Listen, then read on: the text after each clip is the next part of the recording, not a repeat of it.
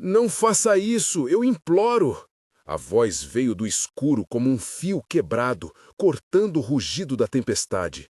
O vento empurrava a chuva em rajadas quase horizontais, arrancando pequenos torrões de terra das trilhas e transformando o caminho em lama. Entre os troncos retorcidos de um mesquite, uma figura se encolhia, o corpo dobrado sobre si mesmo, os cabelos grudados no rosto como sombras. Alguém se aproximava, passos firmes que não se incomodavam com o vento. Alguém que não tinha o direito. Mike ouviu antes de ver. No balanço da porta de sua casa, segurando a lamparina com a mão enluvadas de sujeira, ele reconheceu a entonação. Não era de súplica comum, mas de quem já tinha aprendido a pedir e a temer. Deixou a lamparina tremular no batente e, sem hesitar, apressou-se pela trilha que levava ao riacho onde, dias antes, havia enterrado um pedaço de sua vida, a lápide de sua mulher, pequena e desbotada, lembrança de um tempo mais simples que agora parecia outro país. A chuva batia no seu rosto como agulhas, mas, quando a visão se abriu para a clareira, ele viu duas figuras. Uma mulher curvada no chão, o rosto coberto de lama e sami seco, e um homem alto, de chapéu encharcado, que parecia decidido a dobrar a noite à sua vontade. Quando Mike se aproximou, o homem ergueu a mão como quem quer calar palavras. Não foi um gesto de súplica, foi um gesto de posse. Afaste-se, Mike disse sem cerimônia. A voz dele cortou o som da chuva e parecia maior do que o corpo magro que a carregava. O homem virou-se, olhos estreitos em rosto curtido, e pelo modo como os músculos lhe ficaram rígidos, Mike entendeu que estava diante de alguém acostumado a mandar e ver obedecer. A mulher ergueu o rosto por um instante. Seus olhos eram negros e tranquilos, apesar do medo. A chuva tinha tingido o couro de seu rosto de um castanho mais profundo. Em cada linha havia sol, vento e noite. A boca, quando se abriu, deixou escapar palavras em uma mistura de línguas, espanhol, inglês quebradiço, fragments of an indigenous tongue, como se cada sílaba fosse uma ponte construída sob o vento. Ela falou o que pôde em inglês. Não, não quero. E foi então que a frase se quebrou em súplica. Não faça isso, eu imploro. O homem deu um passo à frente. Seus dedos fecharam-se em torno da aba do chapéu como alguém que segura uma arma. Mike sentiu algo frio na nuca, a memória do medo antigo e difícil de esquecer. Perdeu a ideia de nomear aquela sensação e, em vez disso, deixou que a justiça que sempre crescia dentro dele tomasse a frente. Caminhou em posição aberta, mãos visíveis, sem provocar, sem se render. Um homem só, sem seguidores, com o dever sagrado de proteger o vulnerável. Pare, ordenou Mike. A voz era firme, a mesma que usara anos antes quando reclamara de si mesmo diante do espelho por não ter sido capaz de segurar sua mulher viva ao seu lado. Ele não podia reviver aqueles meses, mas podia segurar aquela noite por mãos. Deixe a mulher em paz. O fazendeiro hesitou uma fração de segundo. Uma verdadeira eternidade num chão enlameado. Depois, como se a palavra coisa lhe desse direito, ignorou. Avançou. A chuva parecia ralear em torno deles, como se até a tempestade fizesse uma pausa para ver o que aconteceria. Mike deu o passo que a situação exigia. Não era heroísmo, era instinto. Pôs-se entre os dois, um obstáculo feito de costas largas e mãos calosas. O homem resmungou, pegou um pedaço de madeira do chão e tentou empurrar Mike de lado. O som do impacto contra a madeira ecoou na clareira. Não houve gritos, só o vento retornando a seu uivo e o farfalhar das folhas. Um garrafão caiu, a lamparina de Mike cantou e, no segundo seguinte, o homem percebeu que estava sozinho numa disputa que não venceria. Ele recuou, os ombros arqueados, e quando se afastou, deixou cair uma ameaça sem fim. Você não vai ter lugar aqui por muito tempo, viúvo. A cidade não perdoa quem abre a porta para estranhos. Quando os passos dele sumiram na tempestade, Mike virou-se para a mulher. Em seus braços, ela parecia um pouco menor do que ele imaginara. O sangue na face fez um mapa de perigo. Havia cortes, claro, mas era o tremor da respiração que mais chamava a atenção. Ela falava algo num sussurro. Não era só medo, era aviso. Um aviso de quem carregava histórias demais para serem contadas em silêncio. Eu não quero problemas, sussurrou ela em inglês com sotaque. Não quero ser problema. Aqui não será, respondeu Mike, com uma certeza que ele próprio sentiu ser nova. Levantou-a com cuidado, a pegando pela cintura e depois pelos braços. Não como quem pretende guardá-la, mas como quem oferece um refúgio. Ao carregá-la, sentiu o peso das costuras de sua própria vida. Os anos de solidão, a lembrança do riso que havia se apagado com a morte dela. Havia espaço para cuidar. Talvez havia sempre espaço para acolher. No rosto da mulher havia uma marca que Mike não conseguia decifrar. Um corte mais branco que parecia quase chamar alguma memória perdida. Ele prometeu a si mesmo, enquanto a chuva embotava as estrelas, que não a entregaria de volta ao medo. A casa de Mike era pequena, com uma varanda que rangia e uma porta que não trancava de verdade. Lá dentro, livros amassados, uma cadeira de balanço que guardava o cheiro da antiga morada, e, sobre a mesa, um jornal dobrado com textos sobre rotas e preços de gado. Apesar da pobreza, a casa tinha ordem de homem que não se rende à bagunça do mundo. Mike colocou a mulher em uma cadeira, cobriu suas pernas com uma manta limpa, acendeu uma lamparina sob a sombra do teto e foi buscar água morna. Seus dedos tremeram quando começou a lavar os cortes, não por medo do sangue, mas pela intimidade que havia naquele gesto. Ela fechava os olhos e em cada piscada havia uma história que não queria ser contada. "Qual o seu nome?" perguntou ele, simples, direto. Ela abriu os olhos.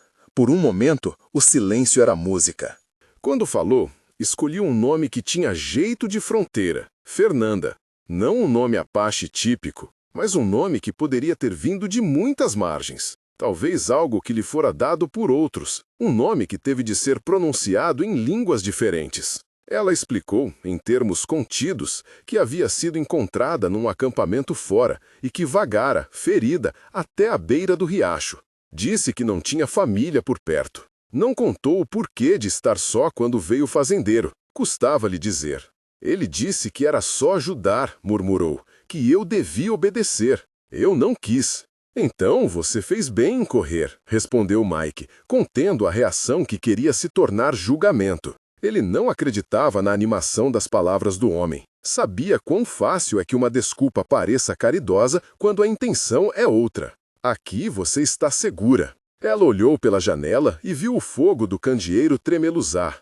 Seus dedos tocaram a madeira grossa da mesa e ficou claro que dali à frente ela não tinha intenção de ficar em silêncio. O medo estava lá, sim, mas misturado àquilo que sempre predomina quando alguém é arrancado de sua casa e devolvido por compaixão. A vergonha, a gratidão e o desconforto por depender. Tornou-se uma cena de convivência improvisada. Ele com suas perguntas cautelosas, ela com respostas medidas. Em algum momento, Fernanda aproximou a mão do rosto de Mike, com uma velocidade que surpreendeu os dois, e limpou a poeira que lhe dela o canto dos olhos. Foi um gesto pequeno, humano, que não pediu nada além do reconhecimento.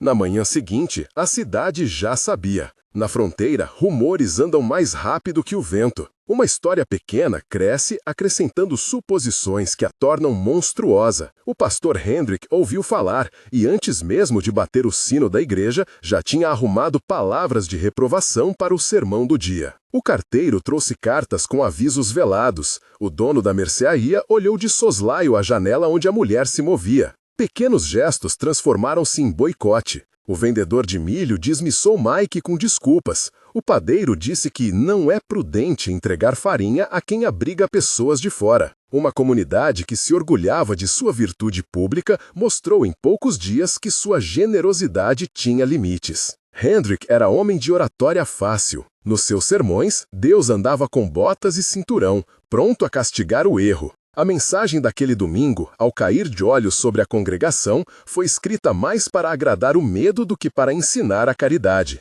Ele falou de ordem, de costumes, e quase sem notar, chamou para perto a figura que representava a ameaça, a mulher desconhecida. A porta da casa de um viúvo, disse, não deve ser aberta para colocar em risco aquilo que Deus confiou a nós. A plateia murmurou. Alguns rostos se fecharam em aprovação. Mike foi ao sermão. Sentou na última fileira, com o chapéu nas mãos, escutando as palavras como quem mastigar pedras. Não esperava solidariedade.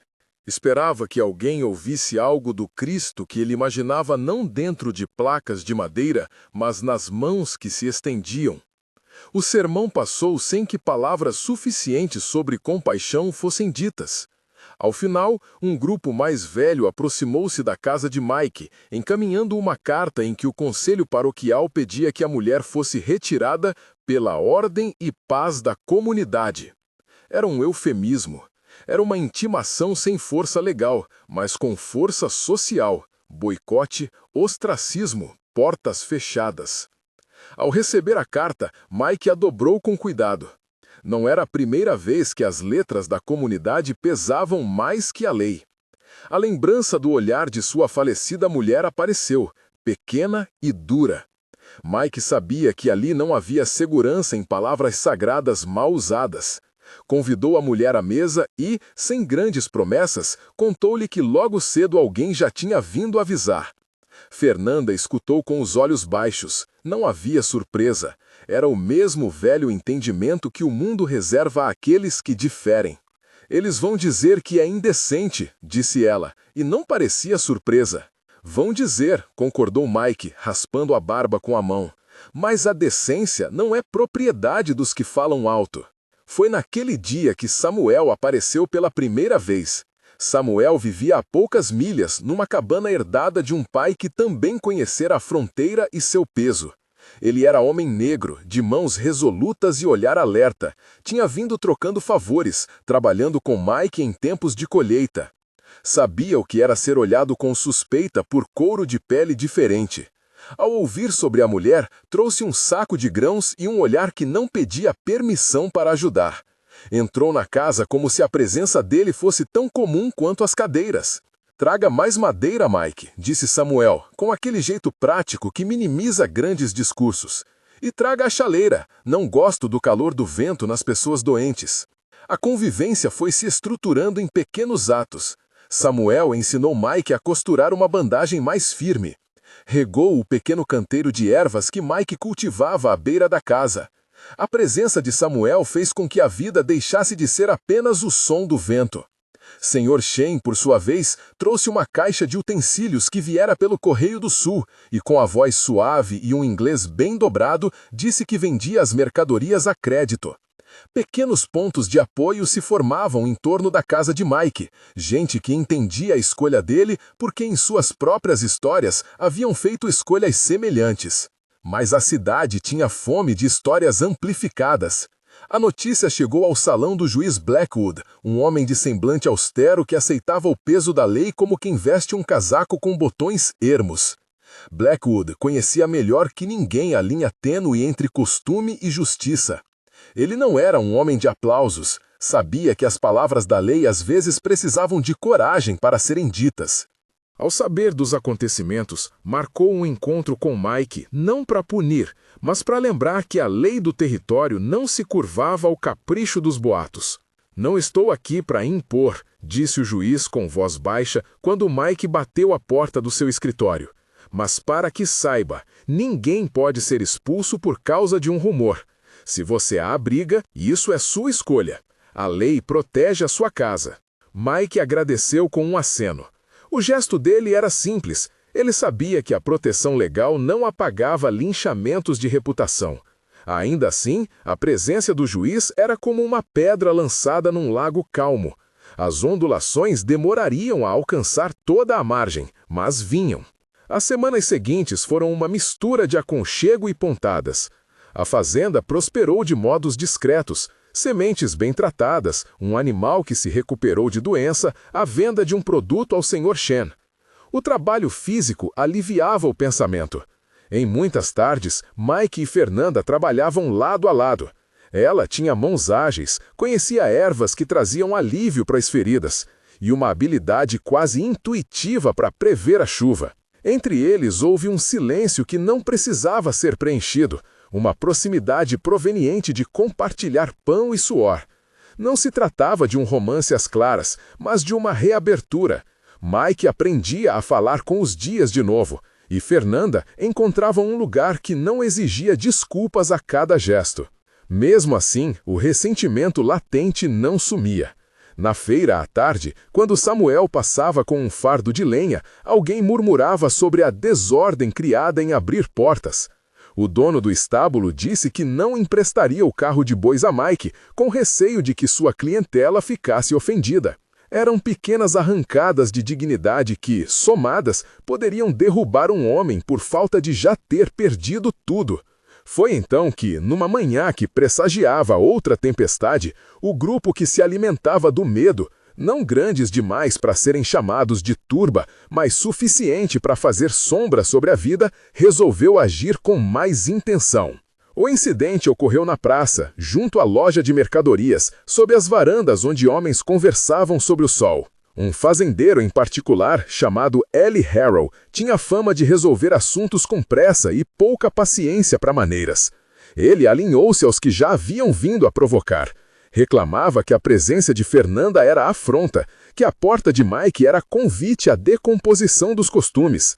Nem todos naquele dia concordaram com Harrow, mas a presença de um homem com uma voz forte fazia eco onde a razão poderia não alcançar. Fernanda estava na feira por necessidade, precisava trocar algumas mantas por ervas e sabia por experiência que ficar sempre escondida dentro das quatro paredes não era vida. Mike fez questão de a acompanhar, mas ficou a alguns passos de distância, observando, deixando que ela mesmo cumprimentasse os conhecidos que a aceitavam. Samuel circulou pela rua, atento, e Sr. Shen abriu a sua banca na mesma direção por precaução.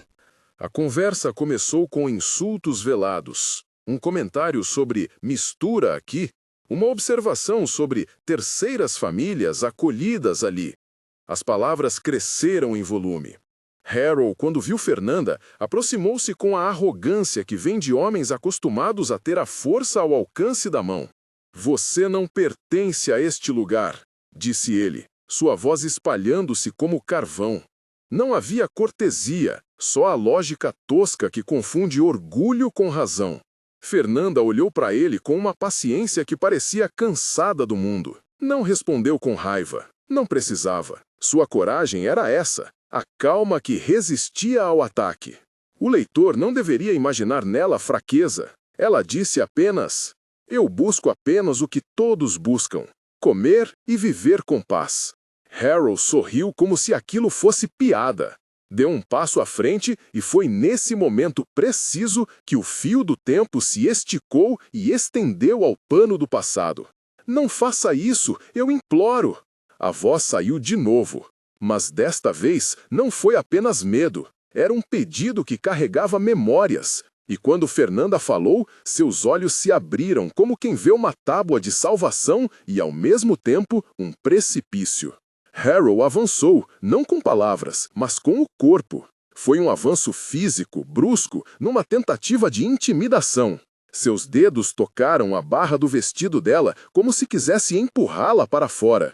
O movimento foi rápido e a feira inteira pareceu prender o ar. Mike caminhou em um passo decidido. Samuel estava ao seu lado. A mão de Mike encontrou a de Fernanda num gesto quase reflexo. Não para prendê-la, mas para lhe dar um suporte. Harrow, vendo a intervenção, sorriu, com a satisfação de quem acredita que intimidar vale mais que dialogar. "Isso é entre nós, Harrow", murmurou Mike. Mas Harrow deu de ombros, como quem devolve uma moeda. "O homem que bate no peito por hospitalidade não é o dono de nossas leis", disse Harrow, com voz alta o bastante para que outros ouvissem. Samuel olhou para Harrow com desprezo contido. Em sua voz havia anos de experiência entendendo que nem todas as ameaças eram apenas verbais. Ele esticou a mão para a besta de carga que trazia lenha, como se estivesse pronto a puxar alguém dali à força. O clima era tenso, uma centelha podia virar chama. Foi então que alguém na multidão, um senhor de barba branca que usualmente vendia sementes, tossiu alto e disse, num sopro que tentou apaziguar: "Não aqui. Não do jeito que estamos junto hoje. Temos contas a cuidar." As palavras criaram um pequeno recuo. Ainda assim, a ameaça pairou. Harold, sentindo que havia conseguido provocar medo, deu um último olhar que prometia não esquecer. Virou-se e saiu da rua como se nada tivesse acontecido, deixando para trás o ar pesado de uma praça que tinha visto fragilidade e decisão enfrentar-se num segundo. Fernanda tremeu. Não era físico, era o tremor de alguém que não quer ser tocada contra sua vontade. A pele das mãos mostrou marcas que, antes mesmo daquele dia, falavam de lutas. Mike colocou o braço por cima de seus ombros com uma segurança gentil. Não vou deixar que ele te toque, disse. Não como imposição, mas como proteção. Obrigada, respondeu ela, em voz baixa. Havia tanta coisa que ela poderia dizer. Medo, gratidão, o desejo de ser mais do que um nome na praça. Mas a frase ficou curta, guardada entre as mãos. O incidente não terminou ali. Uma nota foi afixada, no dia seguinte, na porta do celeiro de Mike. Um aviso velado, escrito com caligrafia grosseira, dizendo que a cidade não aceitaria desordens. Depois, pequenos atos passaram de ameaça à ação. Uma cerca cortada numa madrugada, um cavalo que sumira, rastros que terminavam em estradas desconhecidas. Eram sinais, alguém disposto a pressionar, a ver até onde a resistência de um homem e de sua casa poderia ir. Mike sentia sobre si a claridade de uma escolha. Havia ao seu redor aqueles que lhe apoiavam, Samuel, Sr. Shen, o juiz Blackwood que falara de lei. Havia o padre de Santa Maria, um homem de poucas palavras, mas de mãos firmes, que lhes deixou pão e orações silenciosas quando visitou a fazenda. Ainda assim, a cidade mostrava a face daquilo que teme. E naquela fronteira antiga, onde o mundo parecia se recompor a cada temporada, a coragem de abrir a porta significava pagar um preço público. Naquela noite, Mike e Fernanda ficaram de frente para a lareira. Uma manta entre os dois, o silêncio grande e profundo. Olhares se cruzavam, às vezes longos, às vezes suaves. Era como se cada um tentasse medir o outro sem pressa. Ela, a mulher que já conhecera o pior. Ele, o homem que perdera e agora encontrava algo para guardar. Havia ternura, mas também cautela. Ambos sabiam que os próximos passos não seriam só delas ou dele. Eram passos que envolveriam a comunidade inteira. Quando os olhos de Fernanda se fecharam, como num recuo para o mundo dos sonhos, Mike ouviu o vento bater outra vez na velha porta. De fora vinham ecos de passos e vozes. O mundo continuava, indiferente e implacável. Mas dentro da casa havia algo novo, frágil e resistente. Uma promessa não dita de que protegeria aquela vida não pelas palavras da cidade, mas porque aprendeu que dignidade se sustenta com atos pequenos e constantes. E enquanto a lareira ardiam, anunciando uma madrugada que não seria tranquila, Mike permaneceu acordado, sentindo o peso da responsabilidade. Ao longe, os sinos da igreja batiam como lembrança de que a comunidade esperava dele a escolha por conveniência. Ele escolheu, mais uma vez, ficar com quem precisava. Não porque fosse contra a cidade, mas porque tinha ouvido na voz dela que não restara outro sopro de esperança. Quando a madrugada quase se tornou claro, um som surdo atravessou o silêncio. Um tiro, não perto, mas longe o suficiente para lembrar o perigo. Era o sinal de que a tensão não recuara. Ao contrário, inflamara pequenas fogueiras que, se não fossem contidas, poderiam se tornar incêndios. Mike levantou a cabeça. Lá fora, o mundo estava em alerta. Lá fora, homens como Harold murmuravam soluções que custavam mais do que poderiam pagar. Ele pensou por um momento na carta do conselho, no sermão que transformara a misericórdia em tribunal. Pensou também no juiz Blackwood e nas palavras cautas do padre de Santa Maria. Havia aliados, mas as alianças ainda eram frágeis. E, no entanto, havia decidido. Não entregaria a mulher ao medo. Seu corpo cansado conhecia agora o peso da escolha. Sua alma sabia o quanto custaria manter a porta aberta. O sol ralhou no horizonte como promessa de dia e de confronto. O mundo se preparava para julgar o que não entendia. E na praça, a semente de um confronto maior germinava. Fique até o final para ver como essa escolha muda tudo. O tiro cortara a madrugada como uma navalha. Não era um sinal de bravura, era o aviso de que a cidade estava se armando contra quem ousava ser diferente. Mike ouviu o ruído em meio ao sono leve que o afligia desde que abrira a porta naquela noite de chuva. Levantou-se devagar, calçou botas, pegou a espingarda apenas para ter algo nas mãos que traduzisse a tensão que o assolava. Mas antes mesmo de sair, olhou para a casa onde Fernanda dormia e sentiu a culpa de quem sabe que a proteção é uma tarefa permanente, nada que se cumpre numa manhã. Samuel já estava do lado de fora, junto à carroça, sobre o frio da alvorada. Havia marcas novas nos olhos dele, a insônia dos que aprenderam que a racinha de medo se transforma em incêndio quando não é combatida cedo.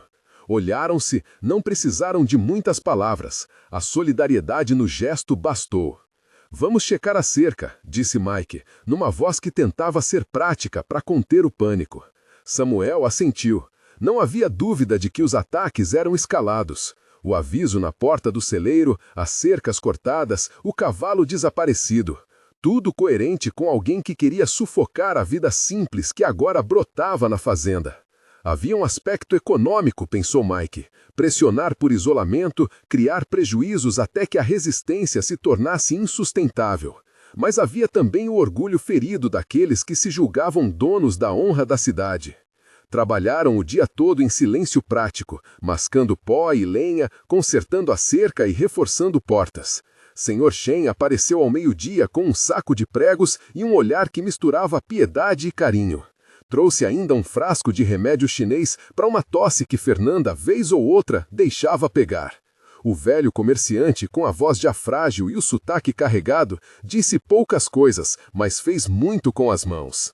Vocês têm feito certo, disse Sr. Shen, encostando-se na madeira recém-posta. O comércio é feito também de confiança. Eu confio neste lugar. Palavras simples, gestos que pareciam pequenos, mas que reunidos formavam um cordame resistente. O juiz Blackwood enviou um capítulo de papel selado, uma notificação discreta de que investigaria qualquer ato criminoso, que a lei não se curvaria a ações de linchamento. Não era um escudo perfeito, mas era uma lâmina jurídica que poderia cortar as intenções mais toscas. Naquela mesma semana, aconteceu o incêndio.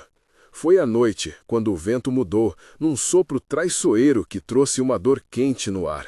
Samuel acordara com o cheiro de fumaça. Ao abrir a porta, viu uma coluna laranja recortando o céu, o celeiro vizinho engolido em chamas. Seus gritos acordaram o resto do rancho. Homens correram, baldes foram passados de mão em mão, a água fria cortou o calor por instantes, mas a madeira velha não perdoou. O fogo comeu o celeiro e uma parte do pasto. Um caminhão de mercadorias do Sr. Shen escapou por pouco. Ninguém morreu. Essa era a graça dura da noite. Mas muita coisa se perdeu. Sementes, ferramentas, um número de contas que Samuel guardava para pagar a gente no mês seguinte. Quando as chamas cederam, a fumaça deixou no ar um cheiro de carvão e de criação queimada. Samuel ficou quieto diante dos escombros, a face iluminada pelo brilho acinzentado. Não havia choro espetacular, apenas um silêncio que doía. Mike tentou oferecer palavras que não existiam. Vamos recompor, disse Mike. Eu ajudo, não te deixo sozinho nisso. Samuel olhou para ele com a mesma firmeza de sempre. Havia uma dureza que não era mágoa, era aceitação. Eu sei, só não sei se todos estão preparados para perder por minha causa. Ninguém perde por ajudar o outro, replicou Mike. Perdemos quando fechamos as portas por medo. O incidente acendeu algo irreversível na cidade. O jornal menor começou a publicar insinuações sobre perigos de abrigar o que não era da comunidade. Pastor Hendrick intensificou seus sermões, mas, diferente das primeiras semanas, suas palavras encontraram resistência. Padre de Santa Maria, de postura discreta e firme, passou a visitar a fazenda com pães e uma presença que não pedia anúncio. Em mais de uma ocasião, o padre cruzou com Hendrick no corredor da igreja e, sem levantar o tom, deixou frases curtas que penetram como punha. Não confundamos medo com virtude. Hendrik, que vivia da aprovação das massas, viu sua autoridade ser corroída por gestos silenciosos. A pressão social que exercera sobre Mike começou a ser questionada por rostos simples que, antes, sussurravam e agora tocavam a alça. Foi um trabalho lento de remendar reputações. Em meio a tudo isso, Mike e Fernanda decidiram que o caminho para a segurança, ainda que nominal, seria formalizar sua união. Não por exibicionismo, mas porque o matrimônio lhes daria proteções legais e um registro claro de que aquele lar tinha laços reconhecidos. Decidiram também que não fariam uma cerimônia pomposa. Preferiram algo simples, entre amigos que já haviam suado com eles nas cercas e nos incêndios. O juiz Blackwood, homem de poucas palavras, concordou em registrar o matrimônio quando Mike bateu à sua porta. Ele fez isso de modo que os registros passassem a fazer parte da história do lugar. Havia uma pequena sala, uma caneta, papel e a assinatura grave que parecia selar não apenas um acordo entre dois, mas uma promessa diante da lei. Isso não nos livra de tudo, alertou o juiz, ajeitando os óculos, mas será um fato público que as pessoas tendem a respeitar mais que boatos. Obrigado, murmurou Mike, só isso já basta. Na manhã do dia combinado, a fazenda se encheu como quem reúne os pedaços para reconstruir uma casa. Havia mesa simples, pão caseiro, a xícara de café preta de Sr. Chen e rostos suados de gente que escolhera ali estar. Samuel trouxe um galpão de madeira recuperada para abrigar os poucos convidados. O juiz prometeu aparecer, o padre oferecera umas palavras e até alguns dos que resistiam haviam ficado em dúvida se apareciam por respeito ou curiosidade. Fernanda escolheu um vestido de algodão, não por cerimônia, mas porque quis. Rejeitou véus e adornos que a tornassem estranha a si mesma. Seu rosto estava limpo, sem ornamentos, e o cabelo preso num coque que lembrava as mulheres de aldeias que ela conhecera. Havia serenidade nela. Não a coragem de quem não sente medo, mas a força de quem transformou a vulnerabilidade em presença. A cerimônia foi breve, palavras simples do padre, a assinatura no papel do juiz, o aperto de mãos dos que assistiram. Quando o pronunciamento final aconteceu, um silêncio pesado se estabeleceu, não por temor, mas por respeito. Naquele instante, cada gesto parecia avalizar uma escolha que ultrapassava dois corpos. Era um testemunho público de que humanidade se traduz em cuidado, não em exclusão. Mas nem todas as histórias se resolvem apenas com caneta sobre papel. A notícia do casamento espalhou-se como vento seco pelo território. Homens como Ellie Harrow decidiram que o simples fato de alguém ser reconhecido pela lei não lhes tirava o direito de impor sua vontade. Uma multidão, ainda pequena, mas suficiente para fazer sombra, começou a se organizar na periferia da cidade. Haviam motivações diversas, orgulho ferido, economia mal entendida, medo ancestral. Havia também um desejo de mandar recados. No fim da tarde, enquanto a festa ainda se estendia com risos contidos e música de violão, o alvoroço começou fora do portão. Homens com rostos fechados e chapéus encharcados vinham primeiro em grupos de 2, 3, depois em maior número. Não ostentavam tochas primeiro, estavam na legalidade do murmúrio. A fazenda respirou com tensão. Samuel fechou a porta do galpão. Mike sentiu o corpo sutilmente pronto para se erguer. Harrow não veio sozinho. Trouxe consigo aquela comitiva que sempre acompanha quem incendeia reputações. Garotos incitados, 1 ou 2 homens já acostumados a resolver brigas com punho. O plano era claro para quem um dia aprender a falar. Intimidar, demonstrar força, obrigar a família a ceder. Um homem assim raciocina que se cria medo, a resistência encontra brecha e cede. Não contava, entretanto, com a teia de apoio que havia ao redor do lugar. O juiz Blackwood e o xerife Thompson, prevenidos por carta e pela preocupação discreta de Sr. Chen, chegaram antes que a multidão se reunisse. O xerife veio com 2 homens, armas baixas, faces fechadas, mas o olhar não ameaçador. Não era covardia, era o trabalho de alguém que sabe que a lei precisa ser mostrada em presença para funcionar. Sr. Harrow, chamou o xerife com a voz firme. Vocês não vão avançar. Se houver violência, eu prenderei. Do lado de fora, alguns bateram no portão, outros chutaram. Eram gritos e palavras duras, mas o poder de intimidação encontrou resistência mais sólida do que a cidade previa. Dentro, o padre fez o sinal da cruz, o juiz manteve-se firme, Samuel empunhava uma enxada mais como símbolo do seu trabalho do que arma de guerra. Sr. Chen ostentava apenas a valentia do comerciante que sabe que créditos se perdem se a vilania vence. Harold, percebendo que a maré poderia virar, tentou lançar um ultimato. Que Mike deixasse a fazenda, que Fernanda partisse, que a paz voltasse. Foi nesse instante que Fernanda, com a voz firme, entrou na varanda. Não pediu proteção, falou. Essa casa é minha casa agora, disse ela, olhando para todos. Sua língua carregava algo do passado e do presente, e nela havia uma dignidade que não apela ao sentimentalismo.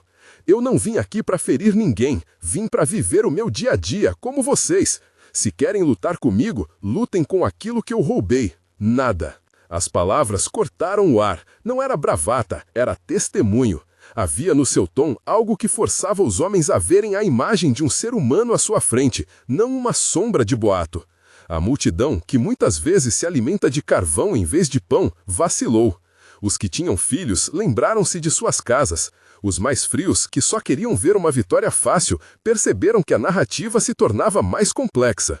Se voltarem a incendiar, prendo, disse o xerife Thompson, fechando o argumento legal com a pontualidade de quem carrega o dever.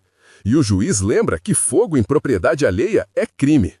Então, algo inesperado para ele, Harold. O próprio juiz aproximou-se e, com voz que não pedia aplausos, falou aos presentes sobre lei, testemunho e decoro.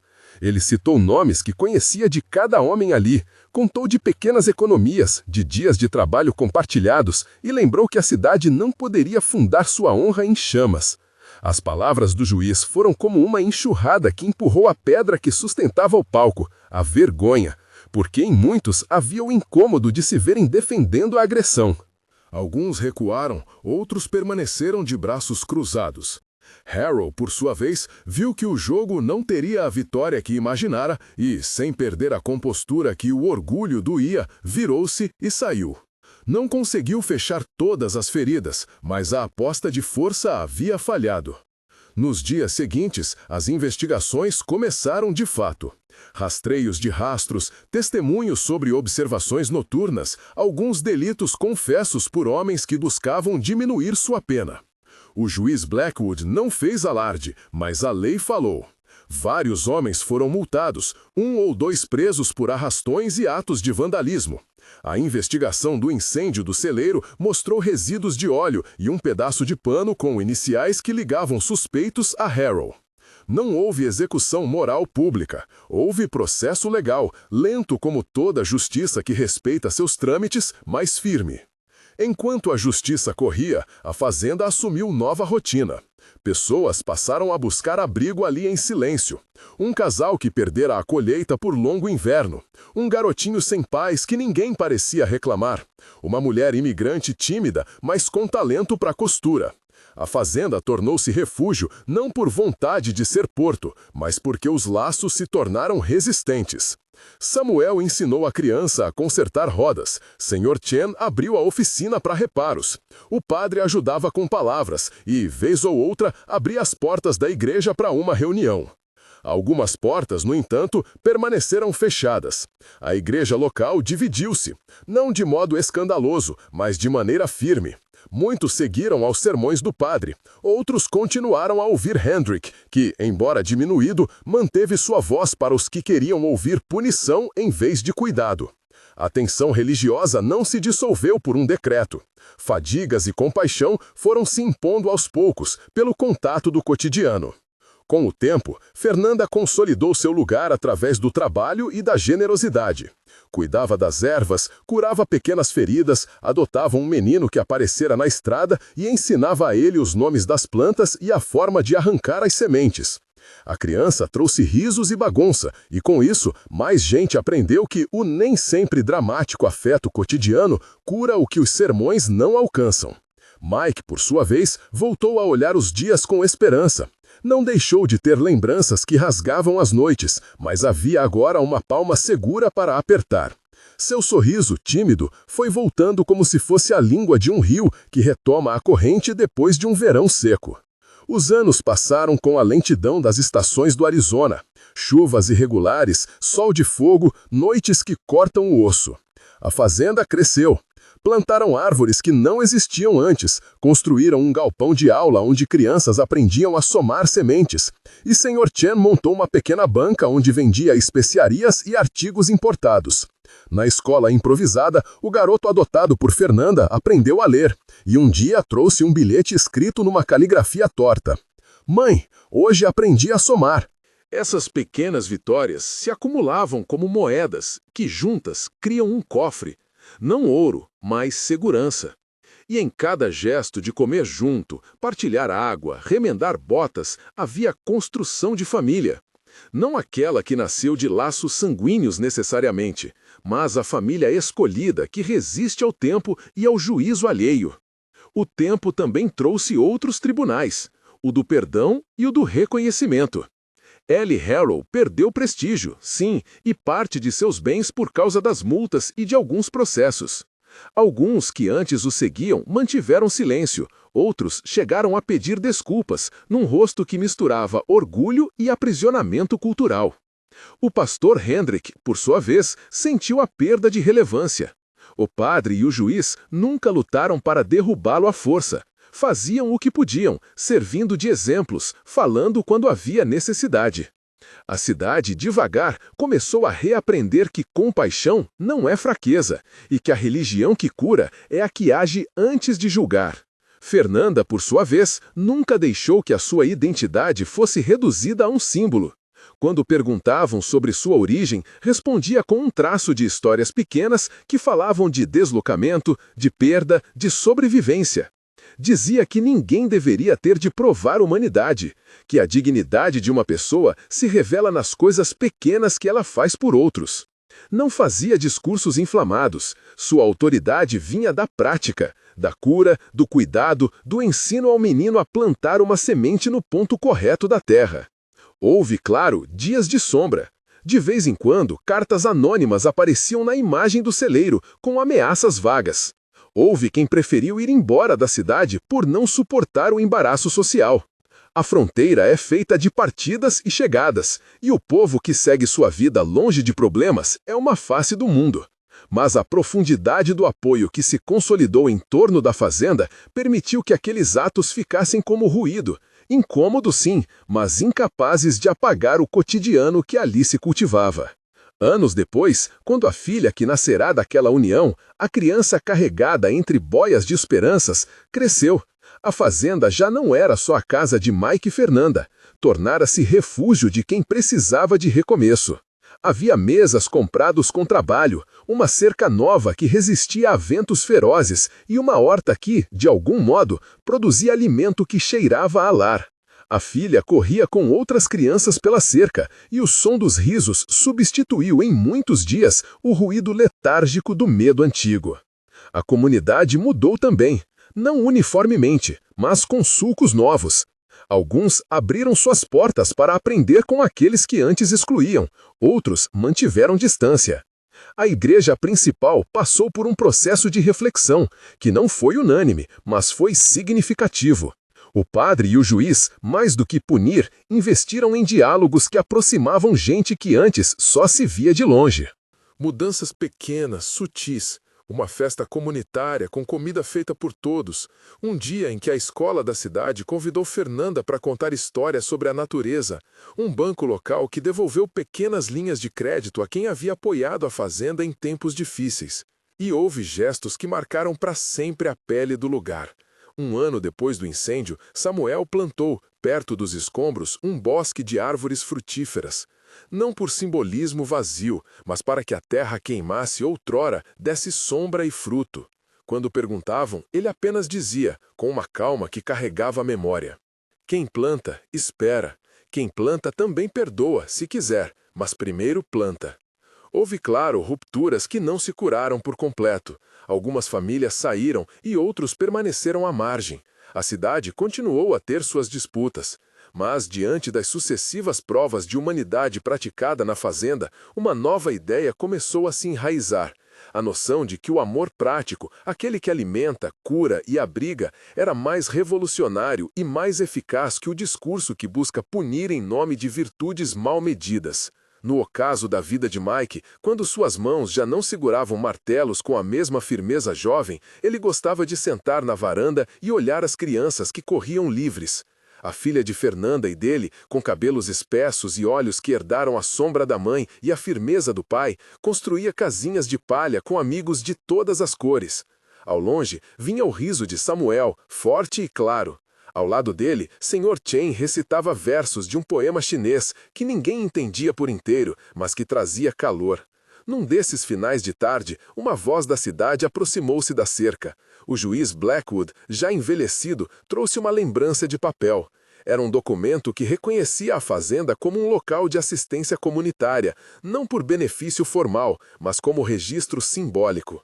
Ele leu em voz alta e as palavras soaram simples, mas pesadas de significado. Que este lugar seja lembrado como porto de quem busca abrigo e como exemplo de coragem no cuidado do próximo. A menina, agora com idade suficiente para entender que herança se constrói com pequenos atos, voltou-se para a mãe. «Mãe, a senhora sempre foi corajosa?» perguntou ela com o jeito de criança que deseja entender heróis. Fernanda olhou para a filha, depois para Mike, depois para Samuel. A resposta veio sem teatralidade.